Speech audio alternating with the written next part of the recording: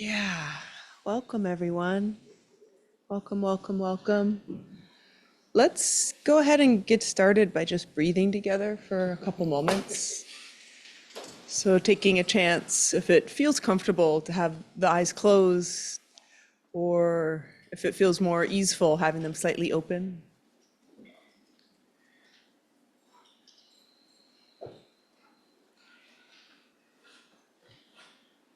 And in whatever way feels comfortable and supportive, finding and following, entering the breath.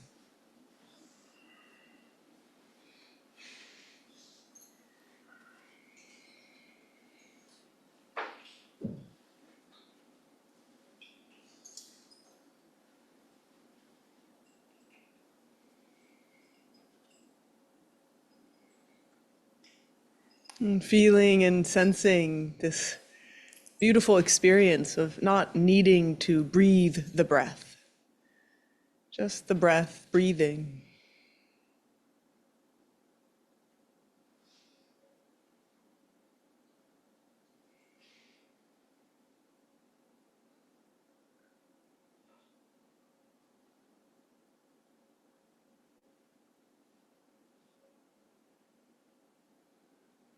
And inviting this sense or feeling of being held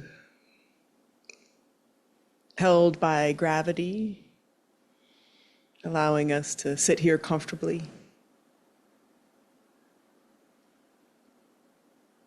held by the earth, rising up to meet us,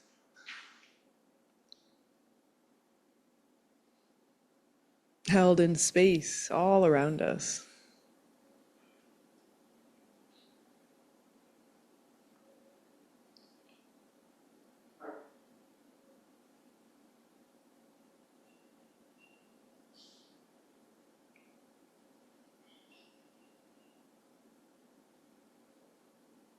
And no matter what is here with us, feelings, emotions, thoughts, memories, images,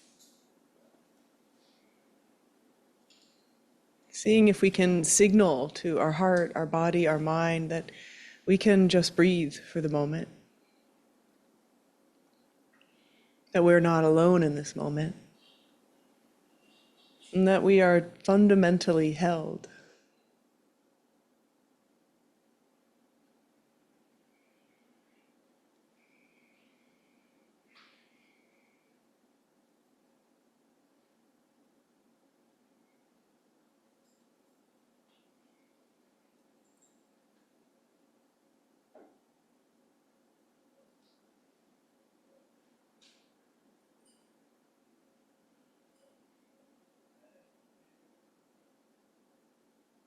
And even if for a moment we have that sense of being held, notice what softens, what releases.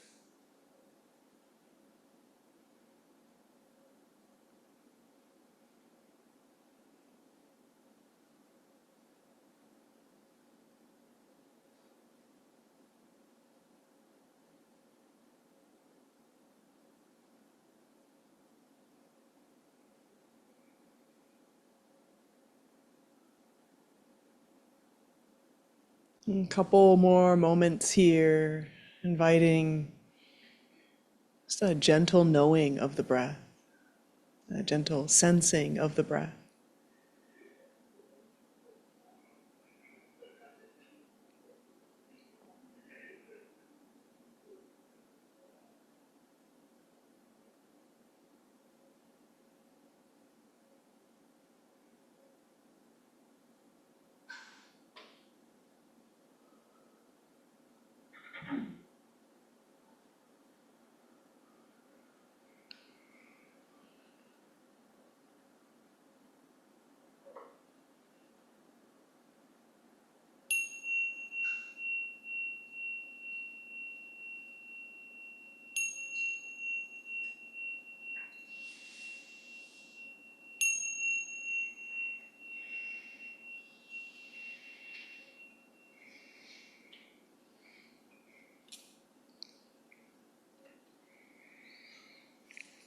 Don't worry, we'll come back to meditation. It's very nice when you're like, wait, it's over? That's unusual, right? So, but I wanted to just give us a moment. There is just a sense of so much flowing these days, so much challenge and difficulty at the global level. And I know for many of our sangha members here, so much at the personal level. And it's just such a beautiful refuge to be able to come home to breath together. Such a different quality than sitting in our own space and breathing. Also lovely, but just such an additive effect to do it together. I want to give us a little orientation and instruction for our practice tonight, which, spoiler alert, is about essence love. Yes. I think we could all use a little touching into that fundamental sense of our goodness and okayness always. And it just feels so sweet to cultivate and turn our attention there in these times and in this world when there's a lot for us to feel brokenhearted about, heavy-hearted about. So much uncertainty, so much anxiety. And so that kind of practice of cultivating an ability to come back to our fundamental goodness, our okayness. So precious. I'm Eve. I'm a teacher here at the Dharma Collective. I see a couple new faces. Welcome. Wonderful to have you. This is a community-run center, a volunteer-run center, and we're really fortunate here to have this opportunity to practice together. Welcome. And being a volunteer and community-run center, it's a very special quality. You know, I can't remember, something popped up and I was looking way back to when this first started as a center, and there was so much excitement and enthusiasm, like, what, the volunteers are gonna run the center? And now we kind of take that for granted.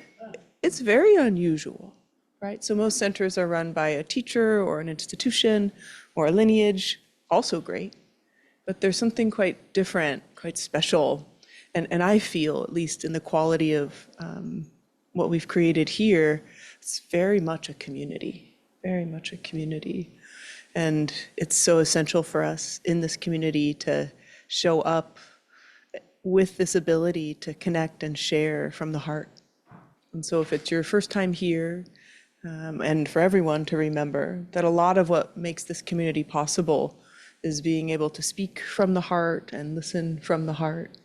So we will be doing some practice, then we will be doing some reflection and discussion from this just such beautiful book, Open Heart, Open Mind by Sokni Rinpoche.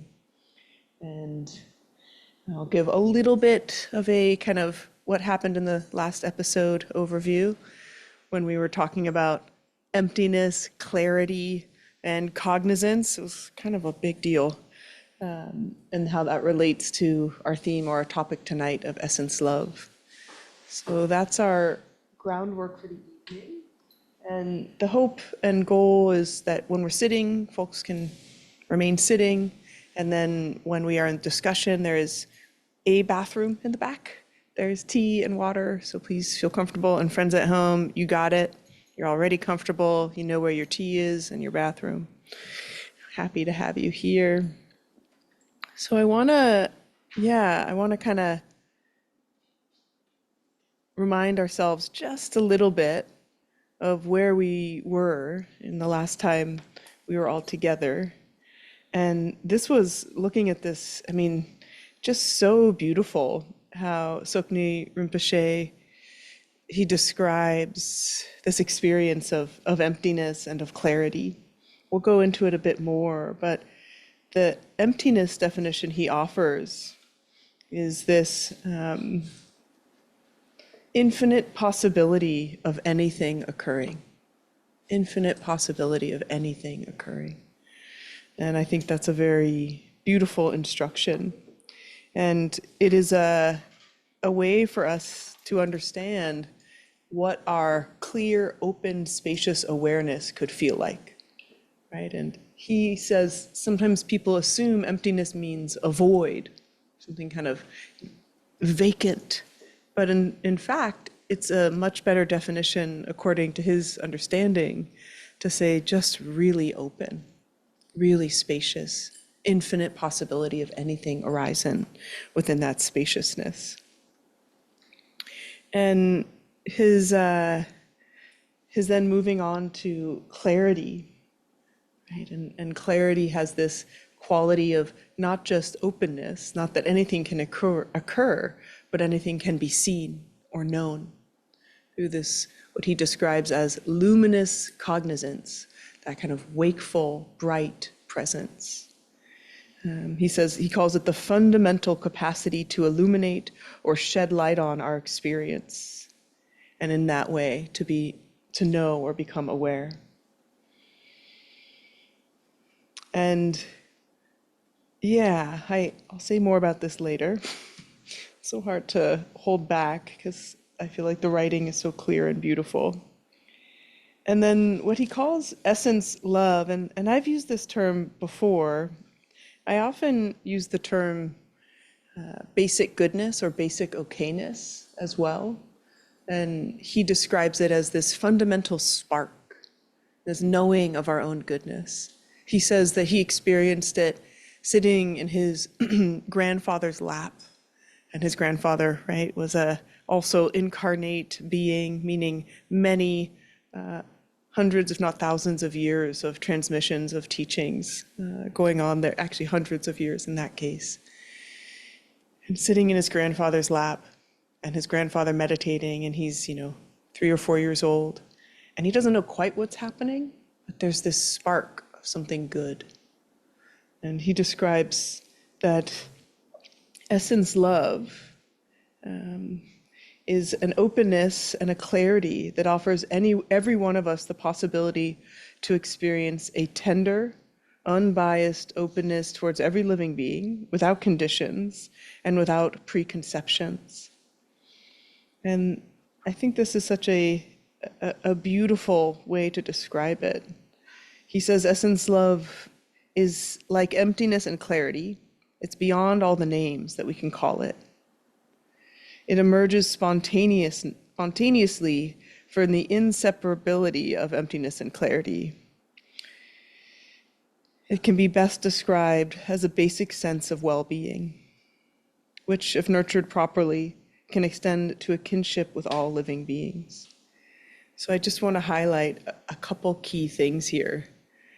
This idea of emptiness, this possibility of anything happening, this clear, open spaciousness, and then that bright light, right, of our clarity or our cognizance.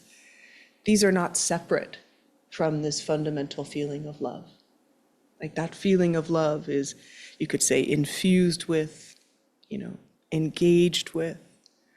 And so we can actually experience these spontaneously co-arising, so in the moment. And I've been experiencing a lot of these glimpses recently.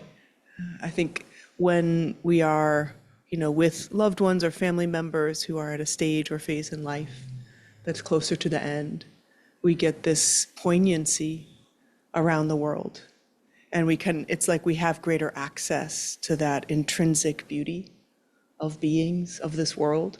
And it's not like I love that person, or I love the way the light looks right now. It's that kind of openness, clarity, and then love, right? So it sounds so complicated, emptiness, clarity, essence, love, but it's actually, and definitely according to these teachings, fundamentally who we are. It's like the fundamental aspect of our nature. And then, we get annoyed and frustrated and stressed, and we run out of coffee, and we forget, we forget. But that's like our ground. And one thing he says is every single meditation is an essence love meditation.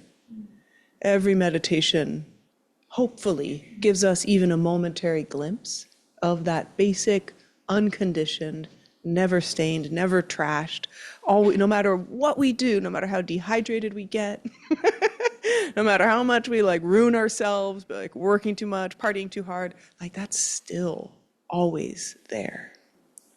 And that our meditation helps us find our way home.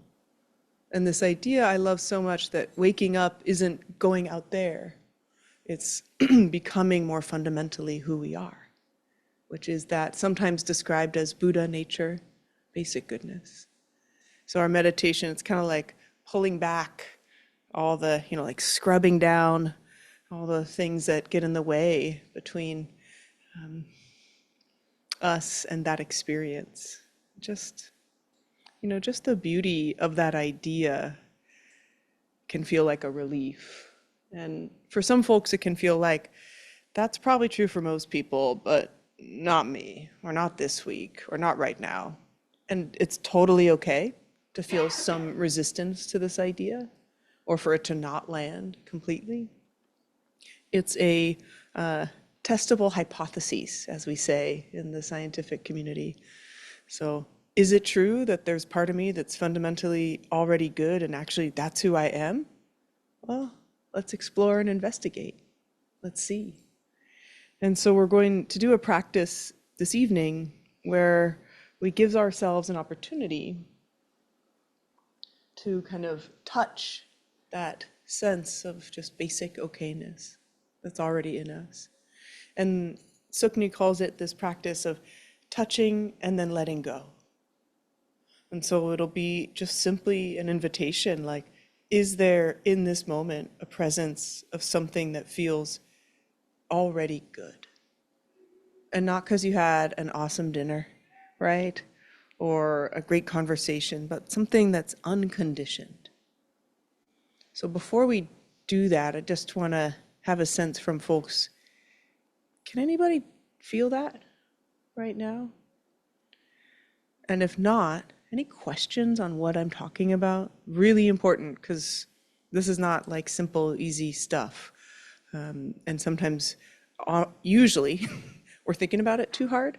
But are there any questions about like what it might mean to kind of touch that fundamental okayness or goodness? Yes, please.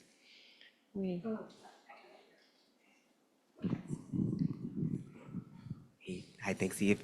I guess, just my own personal experience, which is, totally subjective, is that, when I'm feeling good and I've had a good day and Yep. I've had positive interactions, I'm feeling, Yep. deep down, there's like that, whatever inner essence goodness.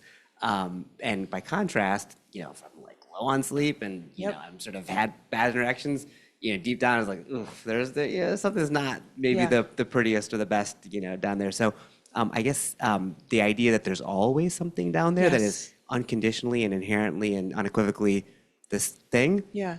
that seems like not something that has naturally come to me Yeah. anyway. Great. And that's such a good observation, right? And I think many folks will relate to that, and myself too, of course. I think especially with these physiological things, right? So not sleeping well, having bad digestion, having pain, it's hard. It's hard to feel that like seed or core of something that's already good. And so it's in some ways we stop focusing on, the story that something is wrong, and then we just notice, is something okay? So instead of like, where's the okay thing, right? It's less of a, I need to force make this, and more, and Sokni says this, generally, if you're having trouble feeling it, relax more deeply. Relax more deeply. So thank you so much.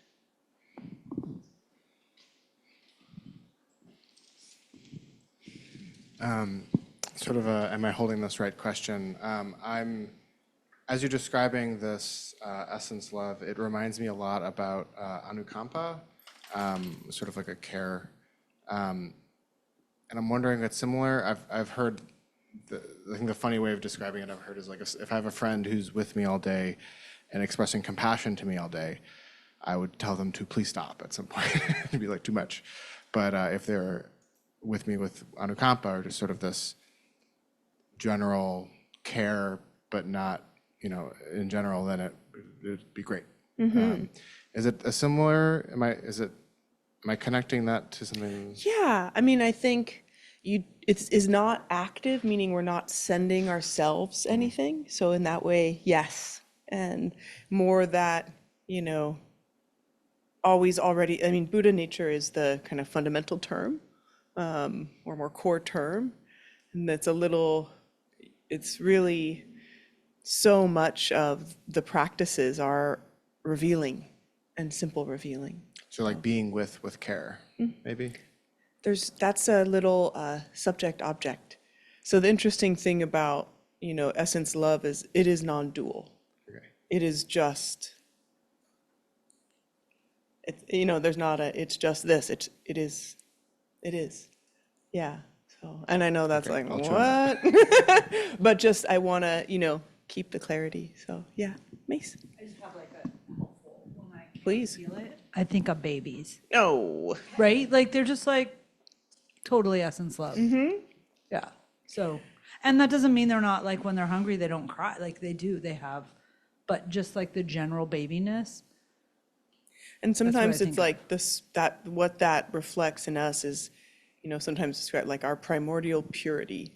And that word purity, not everyone loves it for understandable reasons, but yeah, never deathless, never born, like always aspect of our being. Yeah.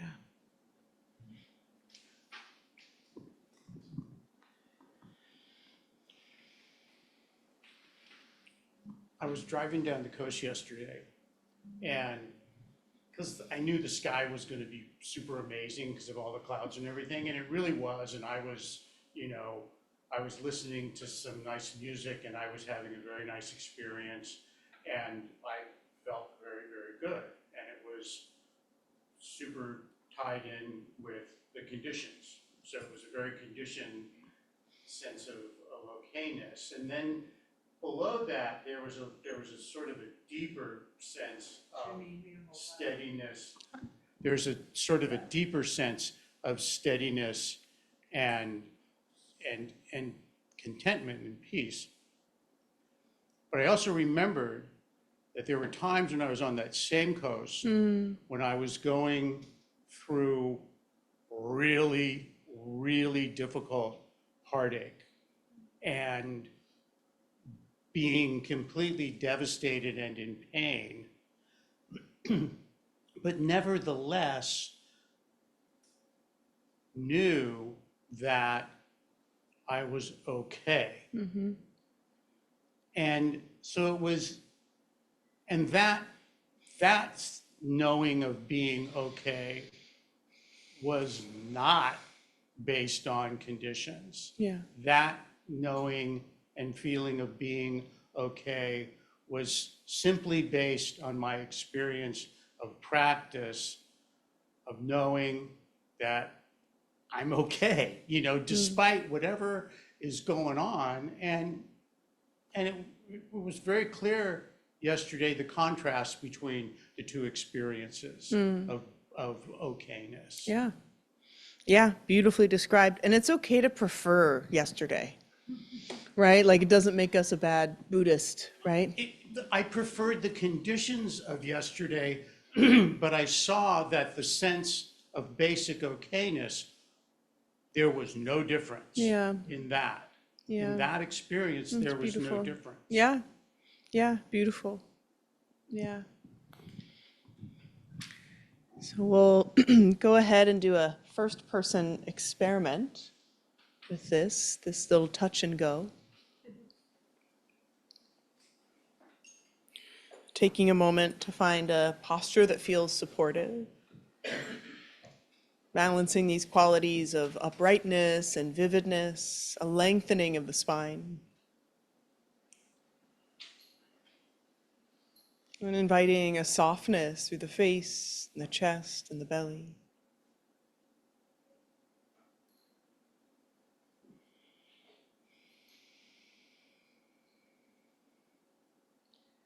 And letting our attention follow the full resonance, timbre, and tone of the bell.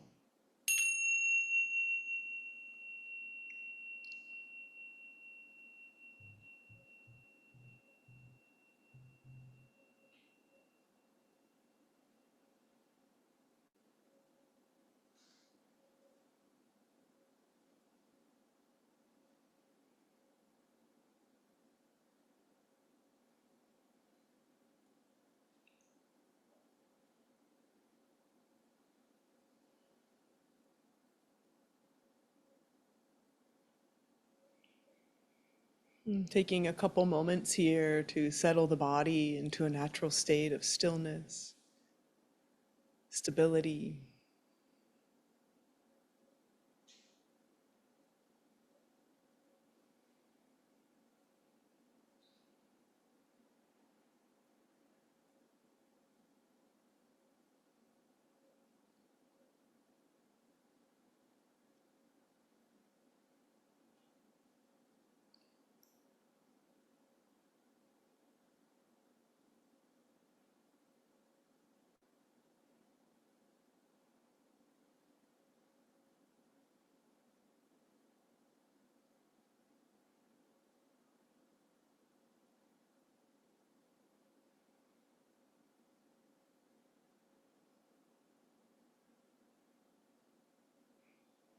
If the mind feels very busy and active, allowing ourselves to exhale and release. If the mind feels a little dull and sleepy, inviting a sense of vividness through the inhale. And otherwise, continue this feeling of settling into the body, being with the sensations of the body, nowhere to go and nothing to do. So choosing the stillness of body.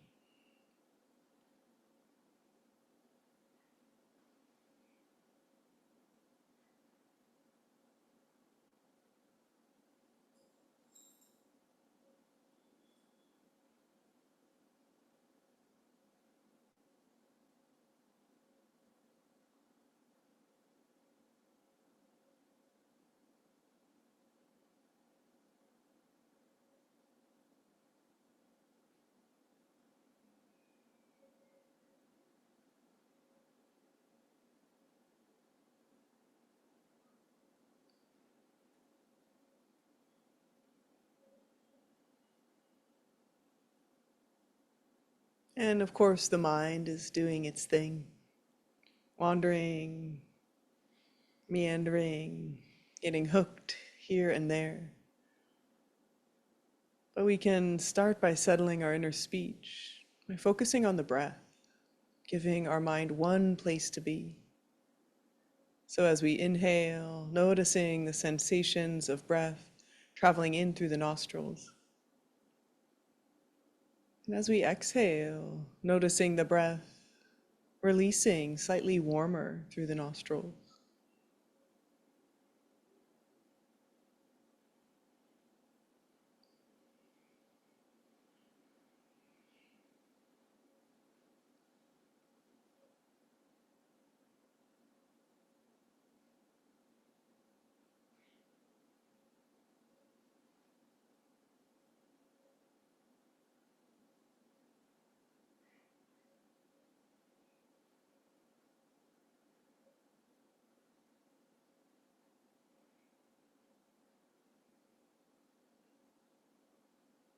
Might be only one cycle of breath that we can fully attend closely.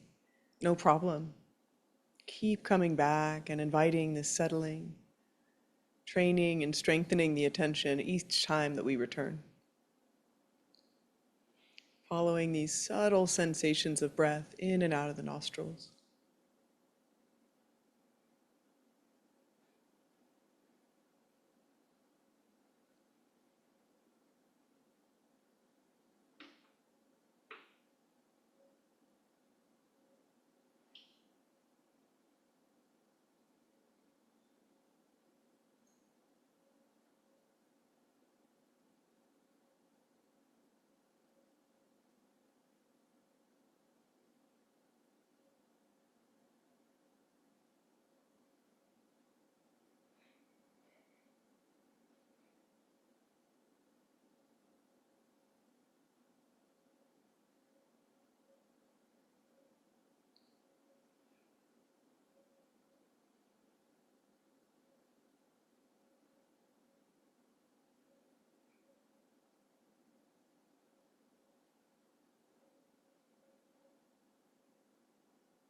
Feel, sense, or imagine the cumulative effect of settling the body into stillness and stability. And settling the inner speech by focusing on the breath and choosing to quiet or silence this inner narration. Inviting the mind itself to settle into a natural state of openness and warmth.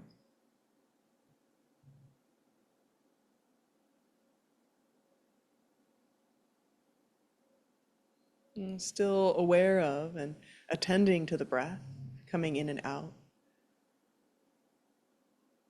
But also having this sense of that which is attending to the breath. This greater sense of our awareness. This quality of warmth and openness. Natural state of mind.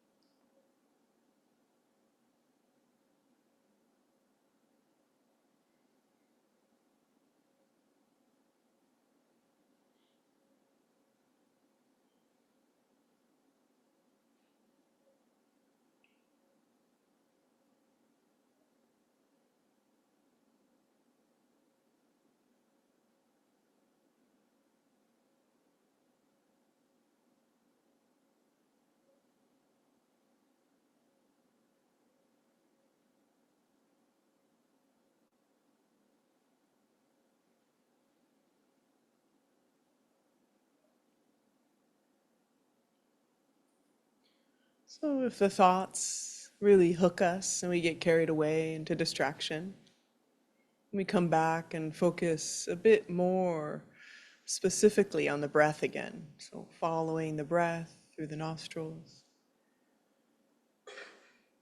So kind of tightening or narrowing the aperture of our attention. And then as we feel some steadiness with the breath, we can have that sense of leaning back a little, feeling that more spacious quality.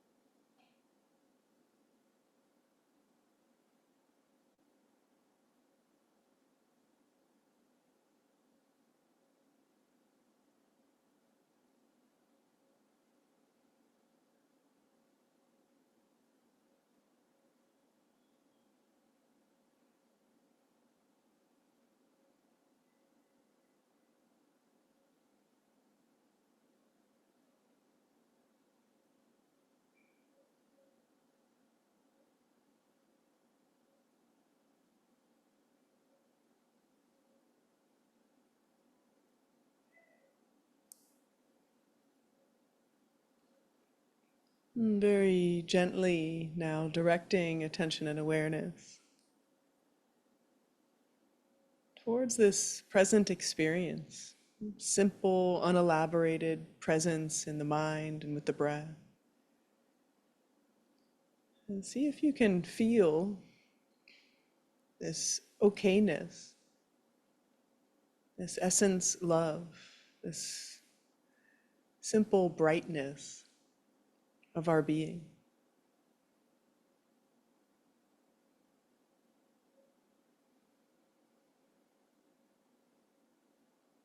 This could feel like a revealing, not something we're trying to conjure or create, but is there something that's already always good, bright, warm,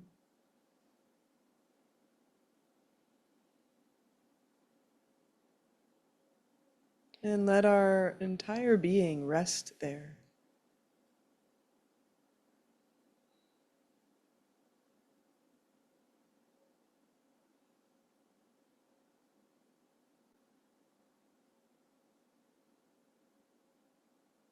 If we catch a sense of that feeling, holding it lightly. If it dissipates and goes, no problem.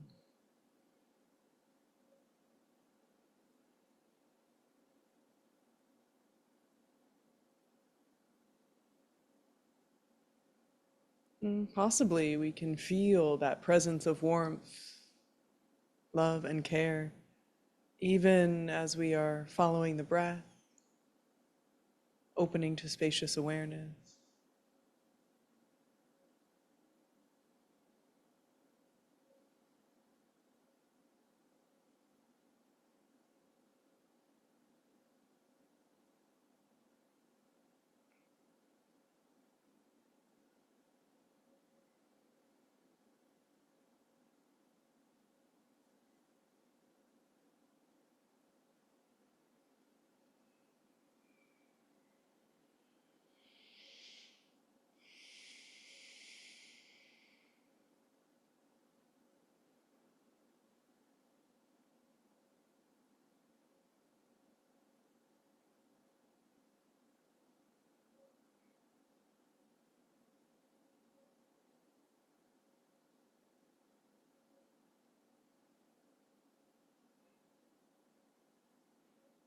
Very gently, once again, turning towards, inviting this quality or sense of our goodness, sometimes described as this gold at the center of our heart, can get covered over by mud and dust and other aspects of our wandering mind, our fatigue, our anxiety. If we just wipe away a little of the debris, feel, sense, or imagine that fundamental gold of the heart.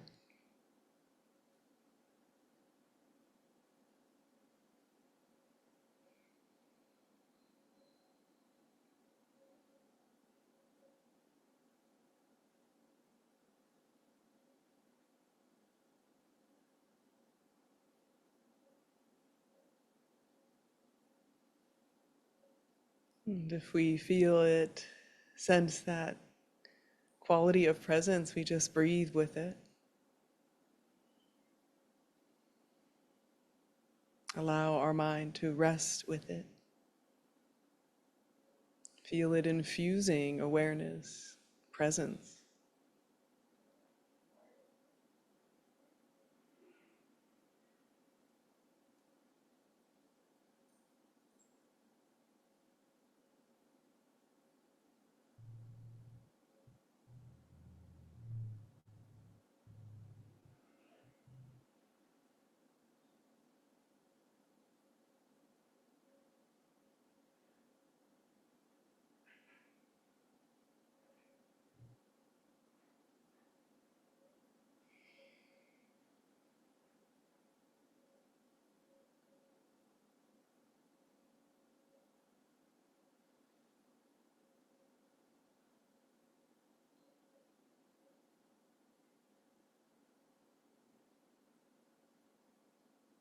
Of course, we'd love to land here and live here, but let's let it go and dissipate as it dissipates naturally. Come back to the breath.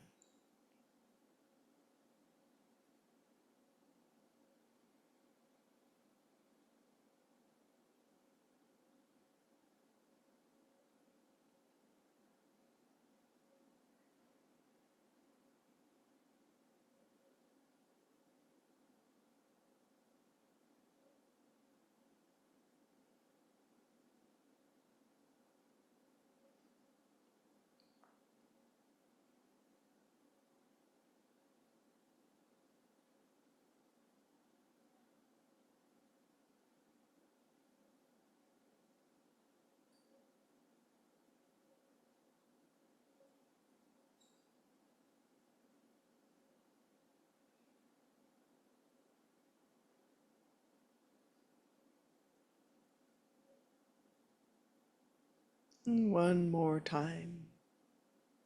Turning right toward the goodness that's always already here.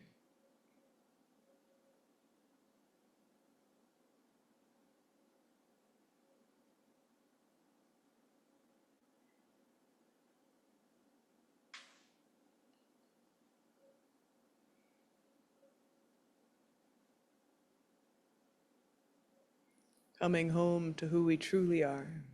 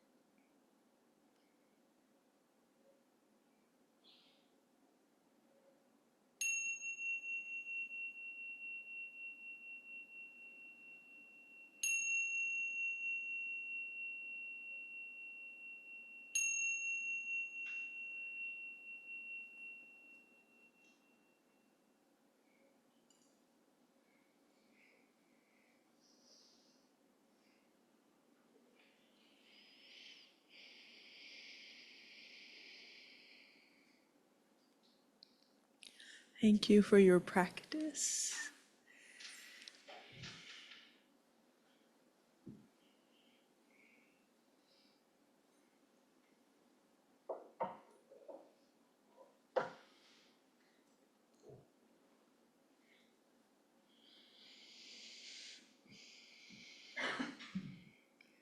So, would love to hear any questions or reflections from your practice. This is a time we get as a community to hear from one another, learn from one another, and also, learn from the experience of practice. It's so valuable to kind of reflect on the quality of what is going on as we start to learn to investigate the mind, become first-person scientists of our experience, really able to develop a clear understanding of consciousness through just that direct experience, not a awesome book or podcast, but right here. So, questions, reflections, objections, one of my favorites. Like, no way. Yes. It's something really, really small. Yeah.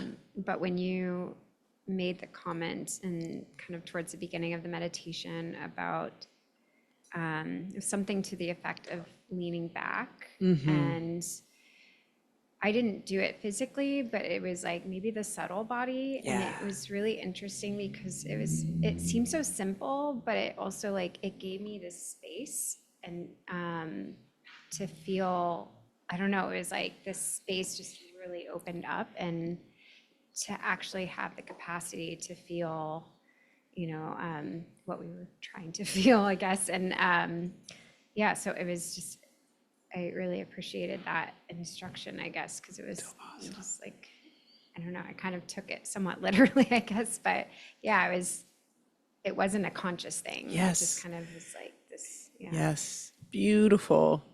I love that reflection and insight. And I often say, lean back in your mind. And I just cut out the in your mind. I just, and so it's almost as though that was able to more directly meet you.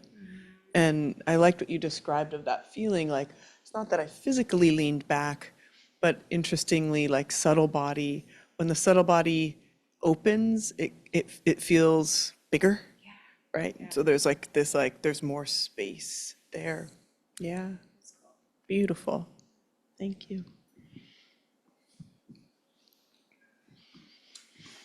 Yeah, it's sort of reaching for it, but I think the goodness, when I guess the comment is more of a prayer that like goodness is something that spreads. It's like silly to think of like goodness as something you can hold on to, and I like that. And I was trying to apply that to this, like how this goodness, like if you can rest there, how that can spread. Yeah. And if you had anything. Yeah, I love it. And for us overactive helper doers, you know, next week we'll get into how to translate this to bodhicitta, but like being able to, this is the spark, right? The spark that then we're able to transfer. And I think I totally struggle with like, am I really gonna do a practice just about my goodness? Like, what about, can't we, there's nothing I can do with this? Like, how can I use this? And so it's beautiful to notice that that wish and desire, you know, that natural bodhicitta to help, you know, and to care. And he's very explicit, like you have to start with essence love, you know, here. If that isn't here, when we're trying to then share it, it's shaky ground. It's not that we can't, it's just, it's shaky. So, And it makes me think of too, there's another part of that where it's like you can bring it into each experience, this feeling of goodness to like maybe more that's in line with like Yes. if it's your own, you can bring that goodness into whatever experience arises for you. beautiful. Apply the goodness maybe. On the instead cushion of and just, like, off. doing for. Exactly. Okay. Yeah, so it's like less, and not that bodhicitta is transactional, but like it's less like I'll do and then I'll give, right? And just, you know, was really working with Essence Love today and like kind of, okay, what if I just abide here as best I can, like touch and go all day? And like everybody who came into my point of my view, I just like delighted. I was like, look at your insane outfit. That's fucking awesome. You know, and then like, oh my God, your souped up scooter? You know, it's like the delight and the rejoicing is like so much closer because we are ourselves, you know, open with love. It's not, and as we'll get into, I mean, Sokni hits real hard on this like usual way of our conditioned love, and how different it is to have a kind of love that's I give so I get, which is how most of us experience romantic relationships, right? Whether we intend to or not, there's kind of this exchange. And this idea of this essence love, there's no expectation. And there's like a receptivity with that. Very beautiful. Thank you. Great, yes. I'll just share. I just got back from a retreat, 5 days in Sedona. Oh, wow. So this is part of my integration. Thanks, everybody. Yay! But the whole point was it was an embodiment retreat about being in the heart essence. And so in the Advaita Vedanta teachings, non-dual awareness, very similar to what we do here. Yeah. And so having the opportunity to spend 5 days just being in the heart space without all the other expectations of life and things, it was really such a gift. And I think one of the things that I took with me is like getting to really know that space so that later you can drop in when you need to. And like this meditation just now, it's like, you know, right there. But other times it's not as available because there's all the other things of the day or whatnot. And I think it's just, just being able to reflect on like how the more we do this practice, the more we can do the thing like, hey, nice scooter, nice outfit. That's great. Those are great examples. So thank you for the practice today. And that's all. Just to Thank share. you for sharing that. So glad you're here and so happy to be part of your integration. And it is too, like, can be very bittersweet because we have this like longing, like when we're able to kind of rest a bit more in that heartful beingness. And then, I know folks here have experienced this, like the days after retreat, you're like, no, it's going, like, fuck. And it, and it doesn't really go. We just do. We get like busy and full. But it's cool, I've been like really recommitting to a certain set of practices these last 7 or 8 days. And just in the course of 3 or 4, I'm like, oh yeah, like it's right here. Like retreat is incomparably awesome and we really can. So thank you so much. Yeah. Yes, Tom.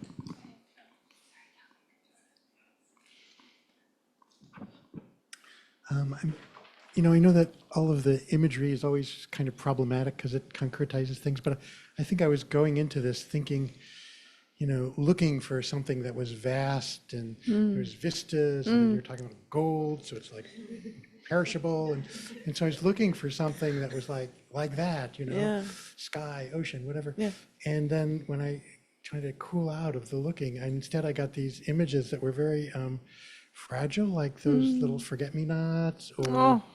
just these things that are frail and fragile and just Yeah. beautiful. And I was just, and it was sort of like, I'm thinking like, wait a minute, is this what we're talking about? Are we talking about something like, limitless and whatever? And so I was just, I mean, again, I don't know how to talk about this kind of size stuff, but I'm just curious what your sense is of Yeah. how to think about that. How often does imagery come into your practice? I'm curious. Oh, I'm very much a Yeah. imagistic sort of person. Yeah, beautiful. Of course, before we had spoken and even written, of course, language, I do think we probably had a much greater access to our imaginal vocabulary. So that's how I understand, I think. And so I think for some of us in practice, that channel is a lot more present as opposed to the thought chatter. I mean, you can still have thought chatter, Oh, yeah. And then I do think we sometimes are given these gifts of images that it's almost like an internal pointing out instruction, if that makes sense. So instead of, describing quality of mind, like it's being revealed within you. And I mean, forget me not, like, wow, especially given, your understanding or relationship to it, just there's this sweet and yet like not overwhelming, like this sweet presence, and yeah, I'll never look at those flowers the same now. And I think it's more about where does it take you, Okay. as a feeling. Because it felt like it was a place of, some ways it's extremely vulnerable, but in another sense, it's like it's still with me. Yeah. So in that way, it's still Great. persisting in some Yeah. way. And I wouldn't like try for it, but I would stay with the feeling of that. I mean, because, exquisite vulnerability, is like the open heart, So if there is that kind of exquisite tenderness or vulnerability, I'd say you're getting very close, if not there. And then, of course, the thinking mind wanting to know, like, be compassionate with that. And yeah, thank you so much. Yeah. Any other? Yes, please. Yeah. Right. So I found like when connecting with that, source of goodness that is just within and like always there, there's simultaneously also like I feel less need of other people, which is actually a nice thing because then I'm like I can just appreciate people Yeah. for who they are and what they are and just love that they exist instead of having a perception just based off of like what they're going to do for how I can feel. Yeah, beautiful. And did you experience that in practice even? Yeah. Wow. Yeah. Yeah, I mean, that is, always relationships with other people, invaluable, precious, needed. And to have that, okay, like, essentially like our primary attachment structure being oriented with our own love, Yes. That's what it feels like. Yeah. Beautiful. And what was your name? Stuti. Stuti, nice to Yeah. see you. Meet you, I think. Yeah. Yeah. Yeah, wonderful. Welcome.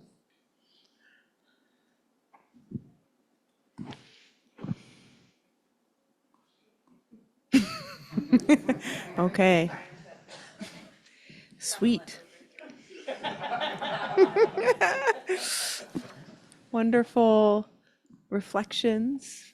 And I'll have another question or two for you all here. And yeah, I mean, even just taking a moment and noticing, it's cool to feel the spark and then also hear that that spark is in all of us. You know, I was tempted at the end of the practice to include everyone, but I really wanted to kind of stay with Sokni's invitation right here, but right here all together, you know.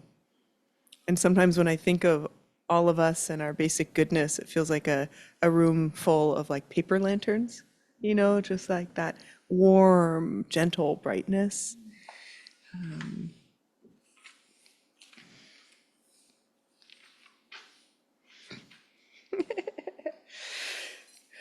I said, Sokni doesn't hold a lot of punches in this chapter of how we normally relate to love, but I do really appreciate it. Oh, I wanted to share, there was one analogy I didn't share last week or 2 weeks ago about clarity that I think is really lovely. It's from the early teachings from the Buddha. He says, the Buddha sometimes compared our fundamental capacity of clarity to a house in which a lamp has been lit and the shades or shutters have been drawn. The house represents the patterns that bind us to a seemingly solid perspective of ourselves and the world around us. The lamp represents the luminous quality of the spark of our basic nature. No matter how tightly the shades and shutters are closed, inevitably, a bit of the light from the inside of the house shines through.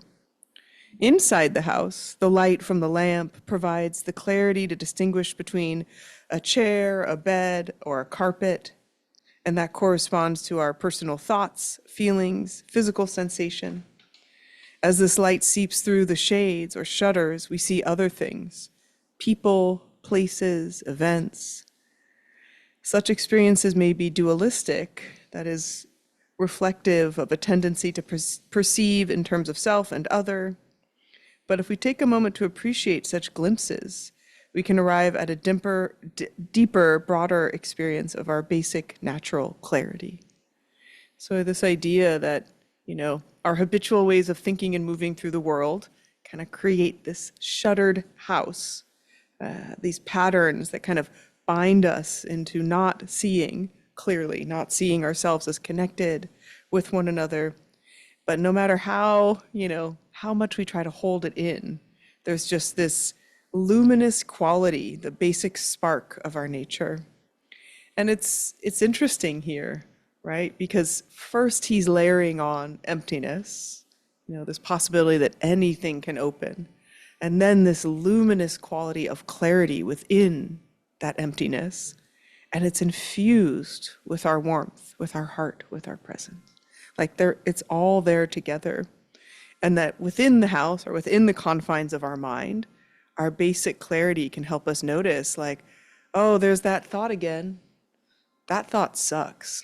That thought leads me nowhere, right? We get some insight, like we're able to see the habitual patterns of thinking and ruminating and self-criticism, right? Or other criticism, judgment. And then also like the lamp, it like can, you know, it gets outside also, like the luminous nature, instead of just going through in our habitual way of, you know, doing what we need to do, moving through the world, sometimes that fundamental clarity helps us see the world more clearly. So mentioning like, right, when we're with loved ones who are in that special place of kind of between worlds, and that kind of knocks us out of our habitual way of seeing. And that luminous clarity, it's like all the shutters and blinds are open, right? Like we actually see clear. A lot of the clarity comes through. And then, yeah, I really, I loved this description of practice. He says the key of how Buddhists practice, it lies in learning to simply rest in bare awareness, thoughts, feelings, and perceptions as they occur. In the Buddhist tradition, this gentle awareness involves resting in our natural clarity.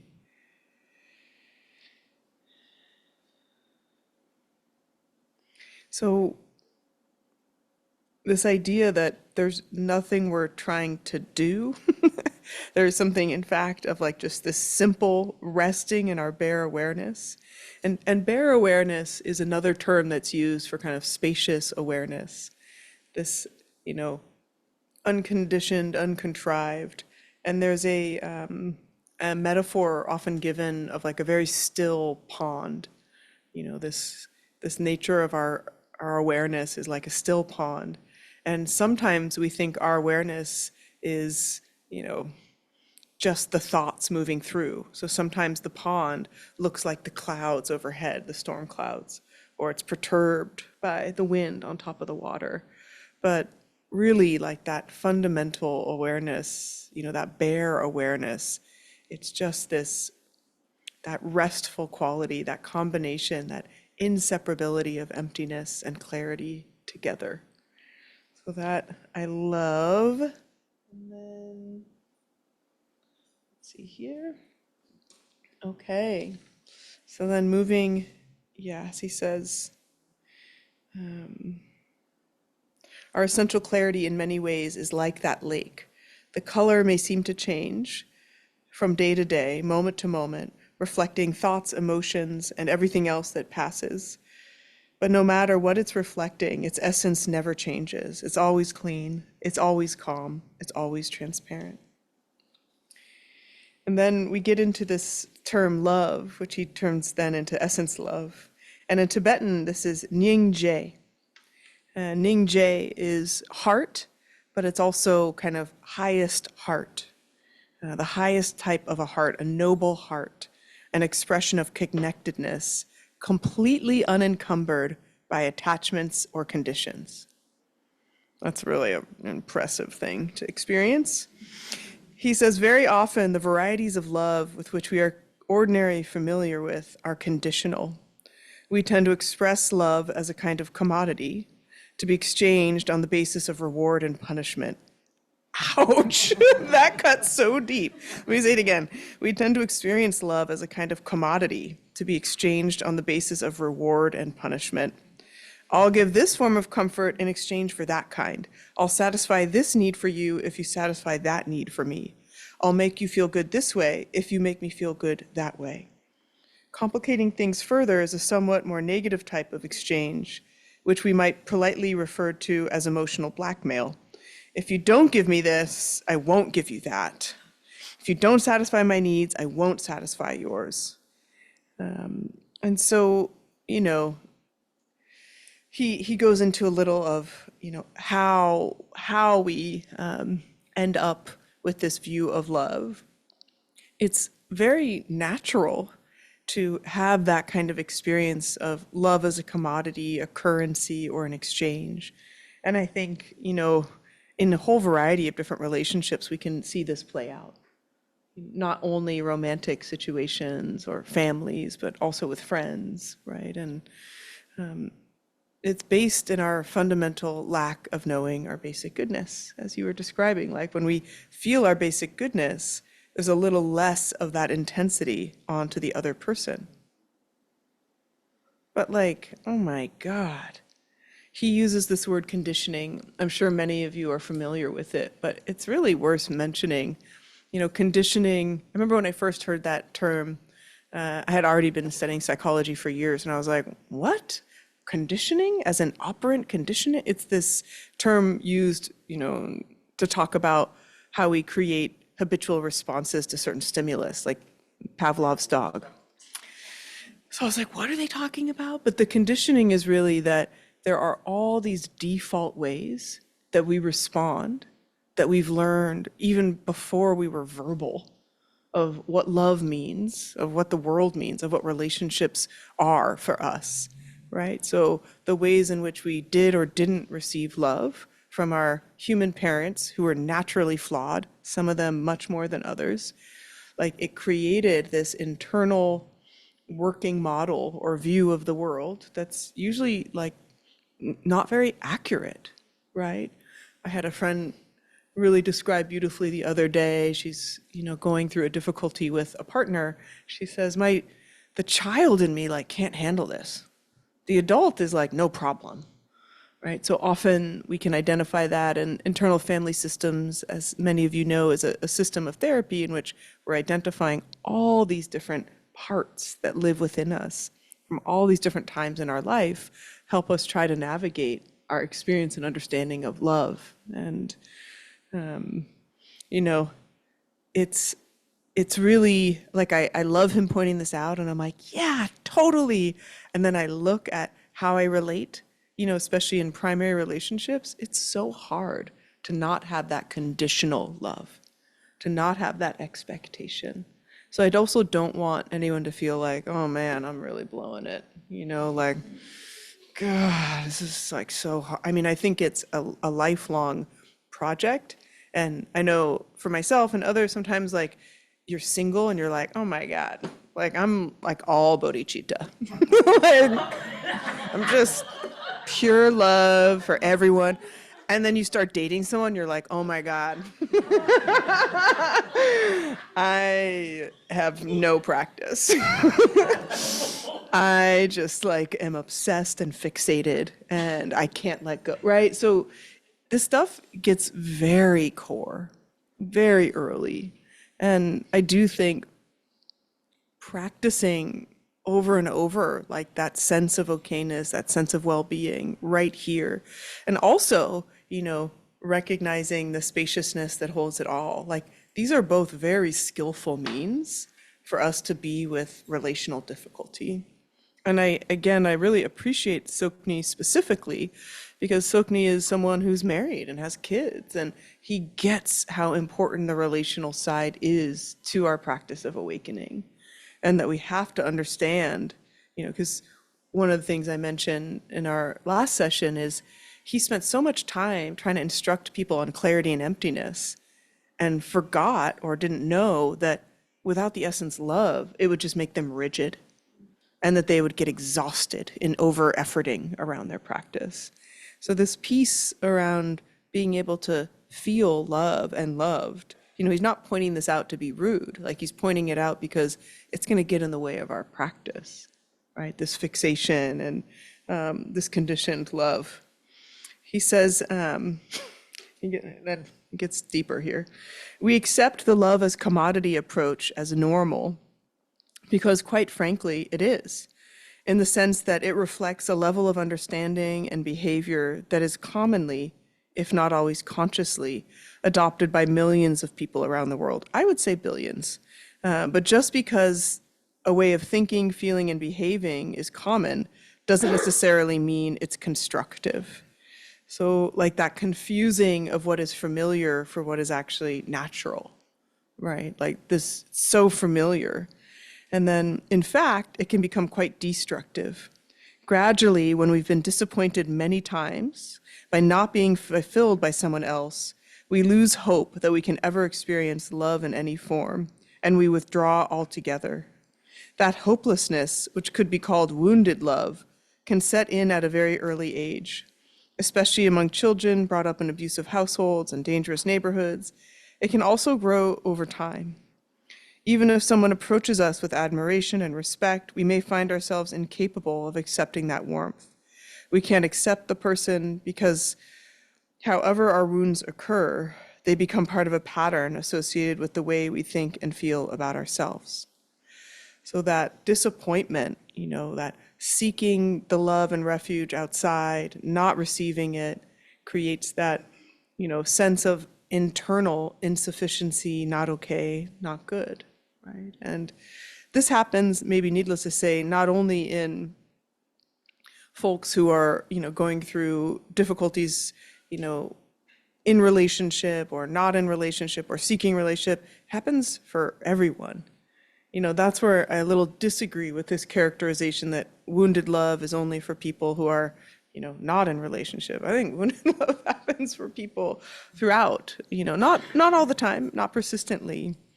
But it's, it is interesting that he brings up this aspect of, conditional, conditioned, expectation-based love And that if we can't see that clearly, and if we are, it's a little bit of a metaphor for samsara. Like if we are constantly chasing a source of our well-being out there through another person, we're going to be less likely to have this like instantiated here.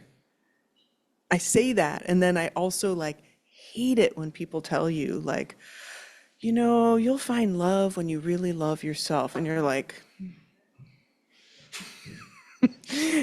because the truth is, at like a relational level, there's a lot of healing and a lot of like awakening we do within our own heart. And then, we also heal in constructive, productive relationships. So I think, I love there's a whole, slew and host of contemporary psychologists and Buddhists who really talk about attachment theory and Buddhism together. And this idea that, yes, we can establish a secure base, a secure sense of love within ourselves. And, it can be really supportive to have someone who reinforces that around us. So this like, we don't have to pretend that we need to do it all alone or hold it all alone. We can establish a lot of resonance here. And then I think, some of the ways we can understand more this conditioned love is how do we treat those we're no longer in relationship with?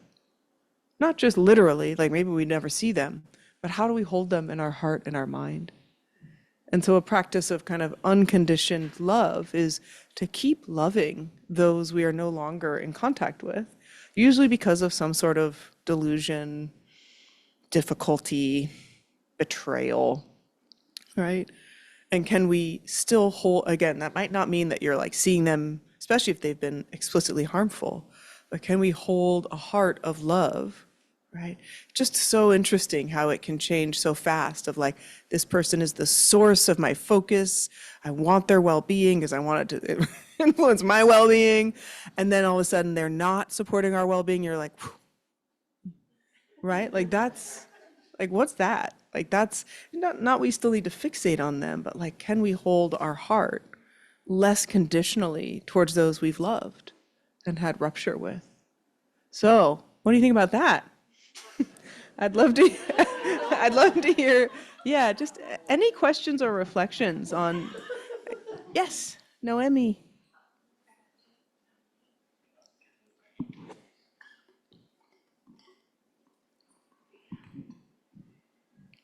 Hi. You look lovely in that sweater. Oh, thanks. Always welcome those comments. I want something from you in return. Exactly, right. You say something nice and now, Yeah. perfect. No, I mean it. Smart. Unconditionally. Yeah. I wanted to talk about love when the person is no longer here. Yeah. And I just lost a third significant person in my life. And after losing two others. And I know I haven't lost them Yeah. because they're there. But interestingly enough, the friend who recently died, not too long ago asked me what love is. And it's really painful whether or not she really experienced it. And so, what is love? I mean, really, I know there's a visceral feeling when I feel love. And people are broken, they got relate, well, romantic love, Yeah. but I'm talking about every love. Yeah. And I think a lot of what happens is love changes with age. Because I think the way I treat relationships, the kind that I don't know, I get that you were focusing on mostly in this conversation was with that romantic, for lack of a better word. Yeah. But I think that changes with age. But I think it's about overall love. Because I think we get stuck on, I know what to call it, Hallmark love. Hallmark love. Yeah. Yeah. So, but I really appreciated this young woman over Yeah. here Yeah. talking about having the love within Yeah. Yeah. herself and also how to do that. Yeah. And yeah, well, I think it's really important to look at how do we love when there's, I think, love without attachment. Like, I love you. I don't want anything from you. Yeah. I don't need anything from you. I just like be with you. Yeah. So, Yeah. anyway, Yeah.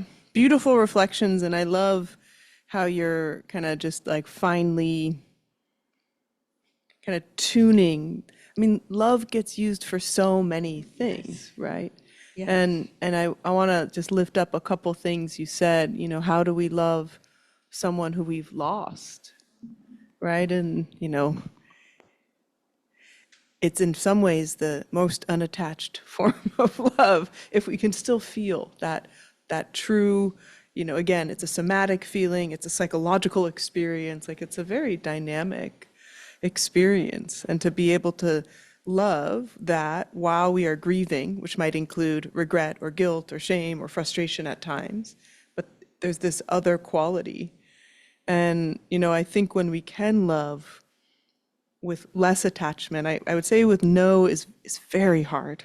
Even with our closest friends, who we've known for so long, it's so hard to not have certain expectations. And I do think being able to be honest with ourselves about that is so important. And it can be, really interesting to see what is fueling these expectations. And when we find it to be deficiency or lack, right, then we have some opportunity. And then if we find, this is an unfortunate pattern, but often we seek out and recreate the experiences that were painful in which we didn't have love when we were young. So we can start to see, am I just recreating or retracing this need for love that is unrequited, or this, similar pattern? And so there's a great, I don't want to say self-love, but respect and dignity to being in reciprocal love. And I think in spiritual friendship, there's a possibility, right? Because the center isn't me making you feel good, and it's more like, let's wake up together, right? Yeah, and I also just want to say, yeah, I'm, feeling your loss, and to lose 3 important people is a lot of people. So, yeah, glad you're here with us, and hope maybe I'll use this as a moment, like for everyone who's managing loss, we'd love to support that through the altar we're going to create at the Dia de los Muertos, and over the coming week or two, anyone who wants to bring in photos, ideally photocopies, so that we don't worry. We'd love to put them on the altar for you. Of course, you can join us that day, but being able to have a collective experience for our loss is such a beautiful way to love. I mean, there's so much love on that night. Yeah. Thank you. Anyone else? Conditional love, unconditional. Yes, Mason. I just had, when you were talking about the conditional love, I mean, I have a bazillion thoughts, but I was thinking about world religions that have these like super conditional gods, right? Like, and where we are in the world right now, right, is 100% conditional love. It's like, I'm gonna love these people, but not those people, right? And there's just this, so one of the practices that I like to do, I like to think I grew up without a conditional love God, but that's not true. But I like to imagine like when I'm feeling all the conditions, like, that person, whatever, it's just like, okay, what if I woke up tomorrow and they were dead? Right. Right? Like, and whenever Pamela and I fight, like, I have to go to sleep and be like, she might not wake up tomorrow morning. Right? So what is that? So is this like the last thing I want to say? Like, you're a jerk and I'm right and you're wrong. Part of me does, but like the essence. 13-year-old Mace does, but like, grown-up Mace does not, right? And so I do that practice a lot of like thinking about like, okay, I might not actually ever get to see this person again or say anything to this person again. And then I think that like elicits that, at least the kernel of the unconditioned part. Yeah.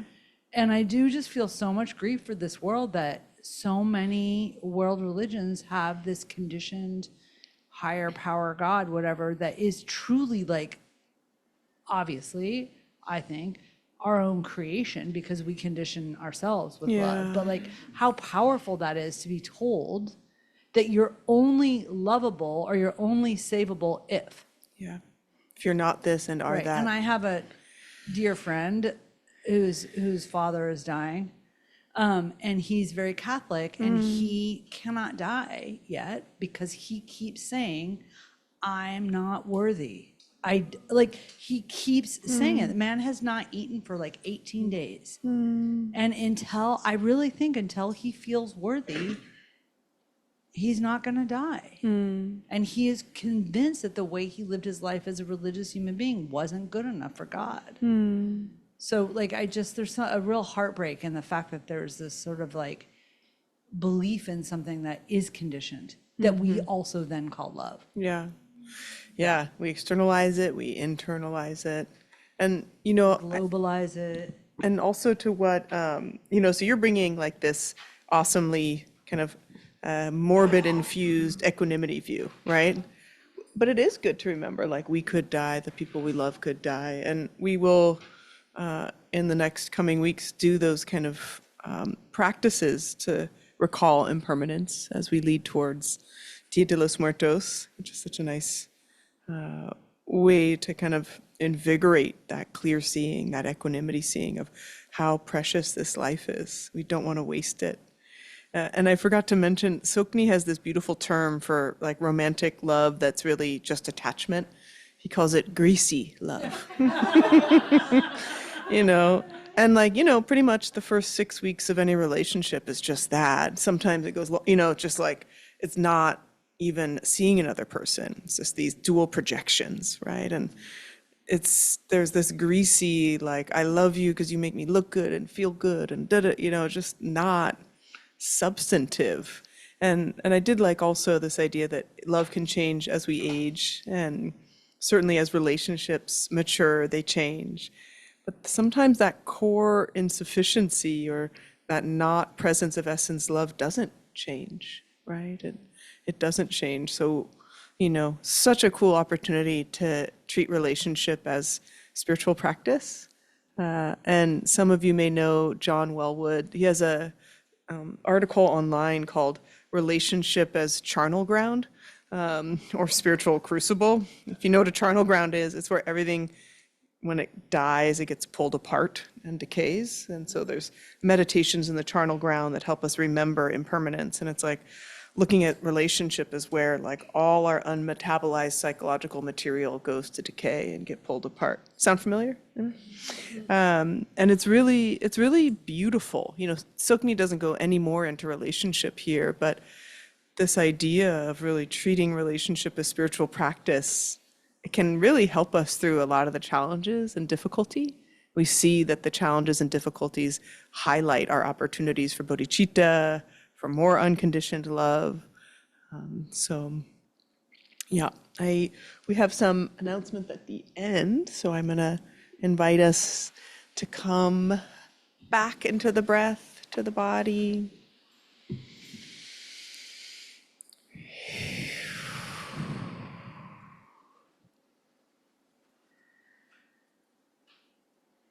One more moment and seeing if we can touch that sense of love, whether it's a sweet little forget-me-not or radiant gold, or just a simple okayness.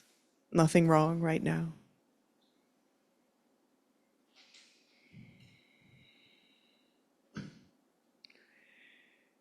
And finding that spark that is elicited from this feeling of goodness or okayness, this tenderness, which is wanting all beings to know their goodness, wanting all beings to have access to this feeling of love and care, wanting to live in a world in which love and care is transmitted through policies and people and places. And so, while it may feel and seem improbable, if not outrageous, in this time, we can join our hands together and hold this aspiration. May our practice radiate in great waves of benefit so that all beings everywhere could know their true nature as love. That all beings everywhere could feel connection and belonging. That all beings everywhere could experience safety and protection. That all beings everywhere could become free.